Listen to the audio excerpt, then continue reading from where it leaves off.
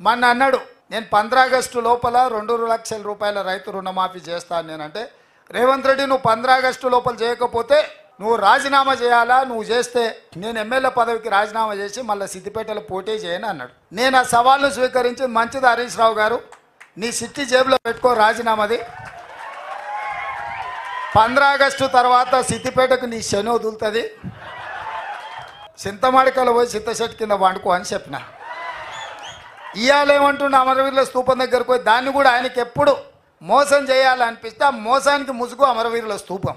ఇవాళ పోయి చెప్తున్నాడు రైతు రుణమాఫీ కాదు ఇంకేంటి ఒక కండిషన్లు చెప్పి ఇవన్నీ చేసి ఇంత పెద్ద లేఖ రాసుకొచ్చింది. రాజీనామా లేఖ అట్లా ఉండదు. నాకు ఎవరో చూపించారు మొత్తం సీసపత్యం రాసిండు అందులో, వాళ్ళ మామ చెప్పిందంతా. రాజీనామా లేఖ ప్రిస్క్రైబ్డ్ ఫార్మెట్లో స్పీకర్ గారు ఒక ఫార్మెట్ ఇస్తాడు, దాంట్లో ఒక్క పదము పొల్లు పోయినా ఆ కాగితమే చెల్లదు. మళ్ళీ ఈయన సీసపద్యం అంతా రాసుకోవచ్చండి. సీసపద్యం రాజీనామా పత్రం చెల్తుందా?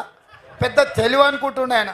తాటి చెట్టు లెక్క పెరుగుతే కాదు నాయన, మోకాళ్ళలో కాదు అరికాళ్ళకు పోయినట్టు నీ తెలివితేటలు హరీష్ రావు. ఇప్పుడు కూడా నేను చెప్తున్నా హరీష్ రావు, నీ సవాల్ను స్పష్టంగా మేము స్వీకరిస్తున్నాం. 15 ఆగస్టు లోపల 2 లక్షల రూపాయల రుణమాఫీ చేస్తా, నీ రాజీనామా రెడీగా పెట్టుకో.